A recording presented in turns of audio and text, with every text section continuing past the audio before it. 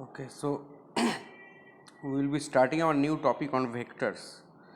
Now, any physical quantity may be either a scalar quantity or a vector quantity. Now, what is a scalar quantity? Scalar quantities are quantities having magnitude only. Magnitude only. For example, which are some of the scalar quantities which are described by their magnitudes only? Suppose distance distance is a scalar quantity and mass is also a scalar quantity and work is also a scalar quantity, and think of some more, power, that is also a scalar quantity.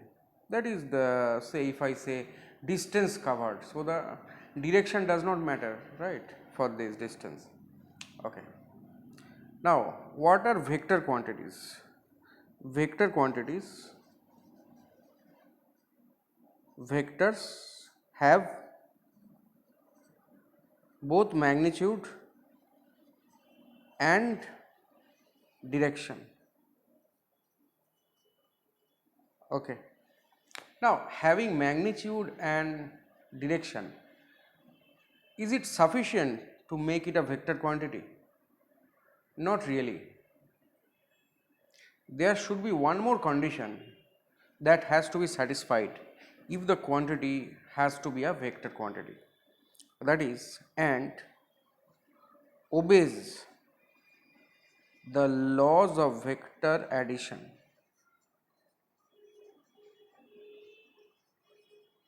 That means if a quantity has magnitude and direction, but if it does not obey the law of vector addition, then it is not a vector quantity. Now, some examples of vector quantities.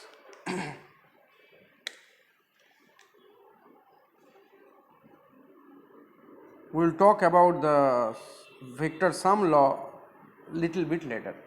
Some of the vector quantities. So, example is displacement, right? Displacement, I mean, to describe displacement we need to mention the magnitude of displacement and the direction of displacement also. Say on this paper, say point A to point B, particle moves from point A to point B, then the displacement, the magnitude of the displacement is simply d, but the direction of the displacement is from A to B, right? So the displacement has magnitude how much?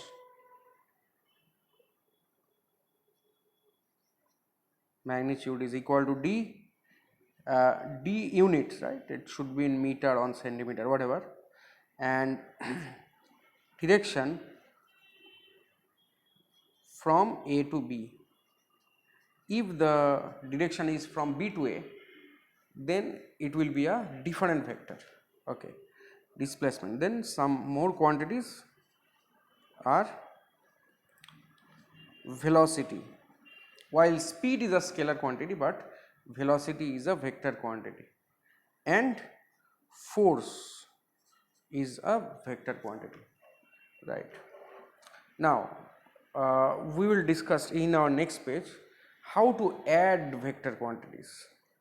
First, we will learn how to represent vector quantities. So, this is a representation of a vector quantity. See, right?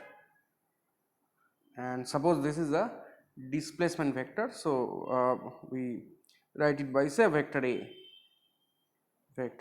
right? So, this is how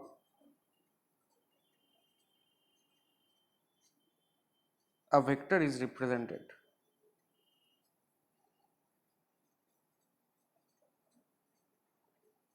By an arrow, that is, it is a directed line segment. Now suppose the say this happens to be a displacement vector, and say magnitude of the displacement is equal to 5 meter. So I have to write A equal to 5 meter. This will be correct. But if I write A with the vector sign is equal to 5 meter, then this will be wrong. Why? I cannot write the vector is equal to 5 meter. Displacement, I mean, for this displacement vector A, its magnitude is one of its properties. So it has magnitude and direction both. I can't write the vector itself equal to 5 meter. Okay, so this is how we represent a vector and A with a sign on top like this, an arrow. Now or we can also write magnitude in this form, 5 meter, fair enough, this is okay, but never write this A equal to 5 meter. Okay, the vector has two aspects. Suppose say for a human being, say you weigh 70 kilo. If I write say Ranjan is equal to 70 kg, it doesn't make sense. One of the aspects is your weight, that is equal to 70 kg, and same way displacement is beg your pardon, magnitude is one of the aspects of the vector, so its magnitude equal to 5 meter. Now in the next page we will know how to add vectors.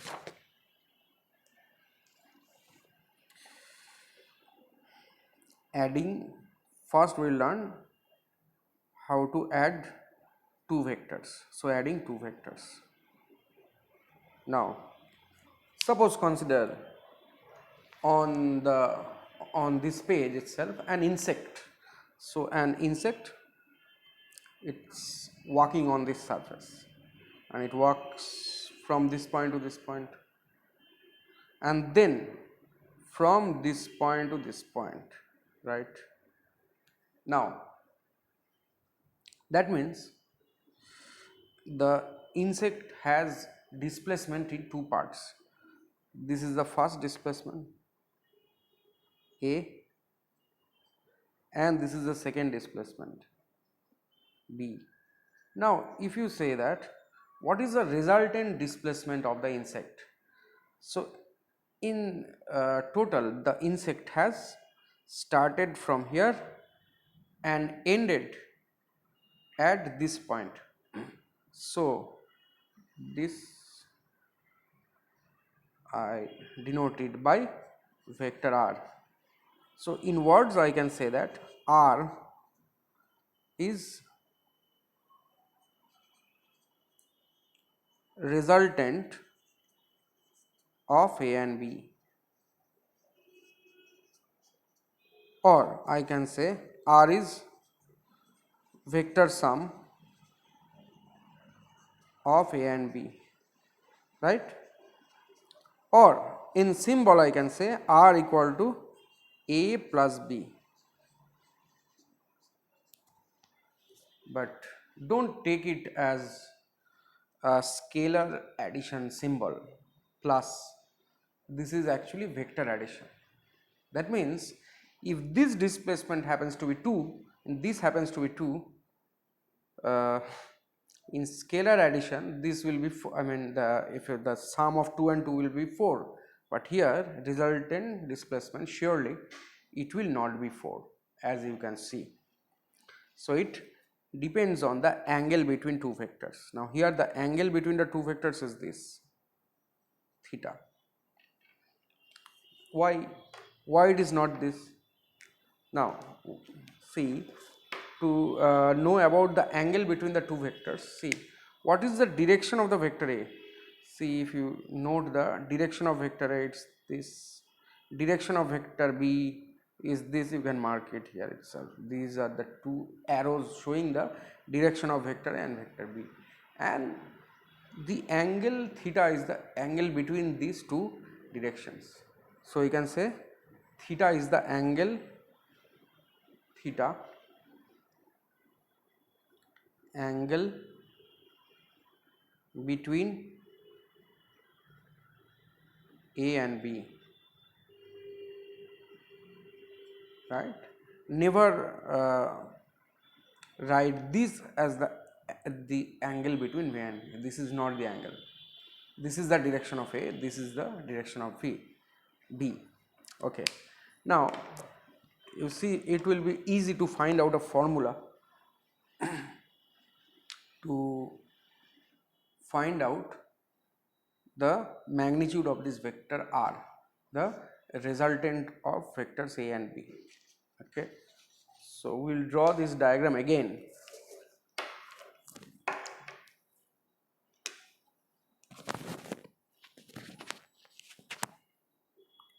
So that's vector A, that's vector B. Now when this is vector A, this vector A has magnitude how much? This is A, right?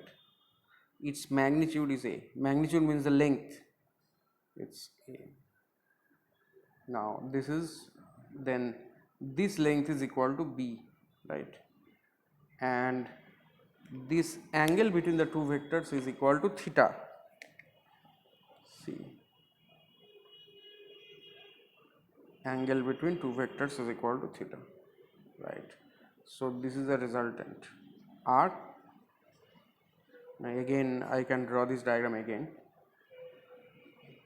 See, A, now this magnitude only, this length A, B, theta,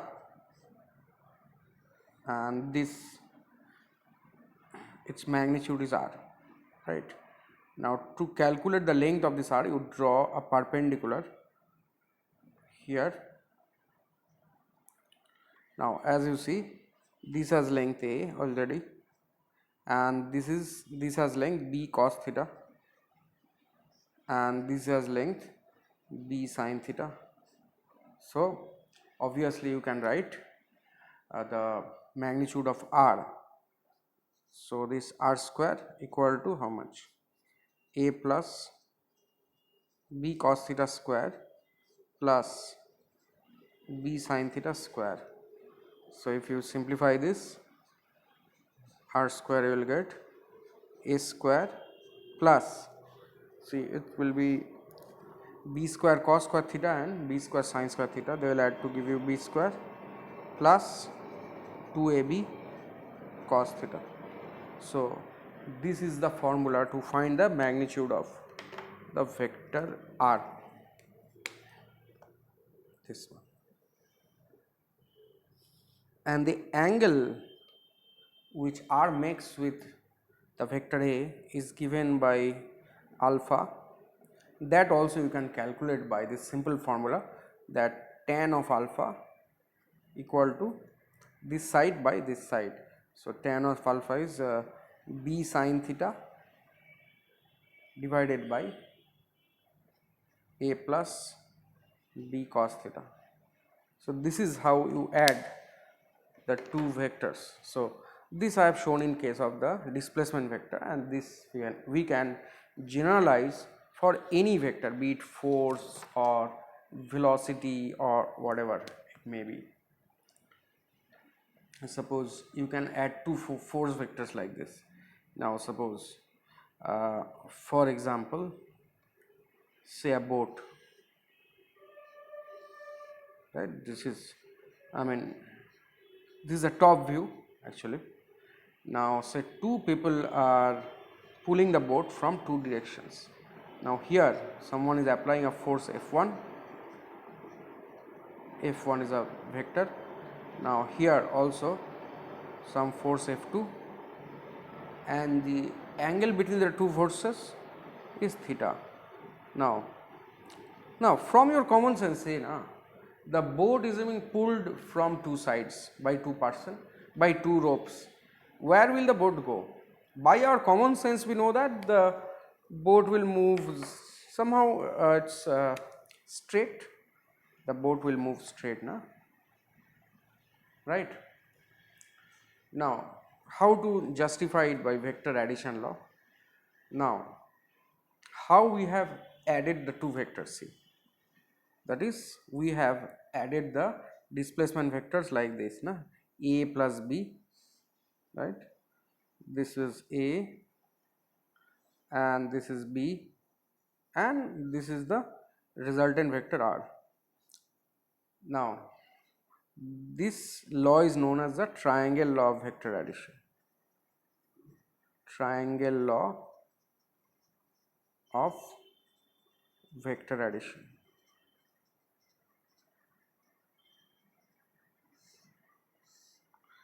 Now, you know that vectors can be parallelly shifted. Vectors can be parallelly shifted.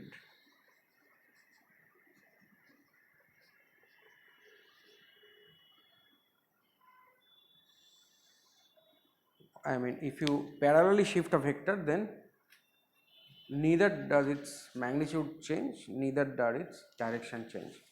So, adding these force vectors f1 and f2, see here it was. Now, again, so any general two vectors, suppose this is one vector A, suppose a vector A is here and the vector B is here. How to add these two vectors? By the triangle law.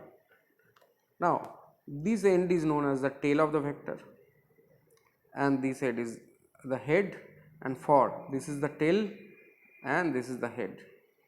Now, you add the vectors like this, vector A, this is the tail, this is the head, bring in this vector, parallelly shift this vector. Say I have shifted this here and I have shifted this, I will shift this parallelly by keeping its magnitude same, so that the tail and the head meet. See, the tail of the first vector, the head of the first vector and the tail of the second vector meet, and this is the head of the second vector. This is vector A and this is vector B. That resultant vector is always the vector joining the tail of the first vector to the head of the second vector. Now, similarly, this was a boat, this was vector f1 and this is vector f2 at an angle theta. Now, I want to add the two vectors, and from my common sense I know that the boat will go somewhat straight. So, I will justify it by the vector addition. That means I will show that this vector addition rule works. So, I will shift this f1 first for the sake of adding, and this is what, this is the tail, this is the head. Now, the next vector I have to put up f2 so that its tail will match with the head. Yeah, that's it. See, that shifted it parallelly without changing its magnitude. So, that's f2 vector, and say this is the tail. See, head and tail should coincide, tail, head. So, resultant vector will be which one? The vector joining tail of the first vector to head of the second vector. So, there it is. This is, I can write F resultant force.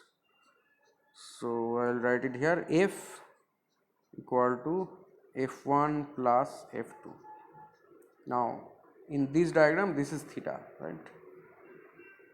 So, from the formula we know the magnitude of F will be, obviously F square is known. So, we will put square root F1 square plus F2 square plus 2 F1 F2 cos theta,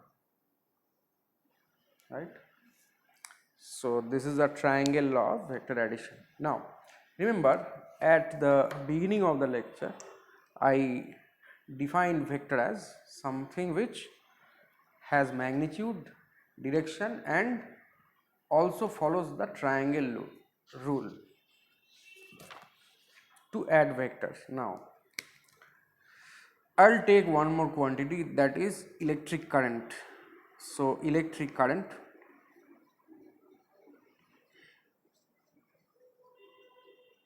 as we know, current is a has magnitude, say 2 ampere, 3 ampere, 10 ampere, and it has a direction also.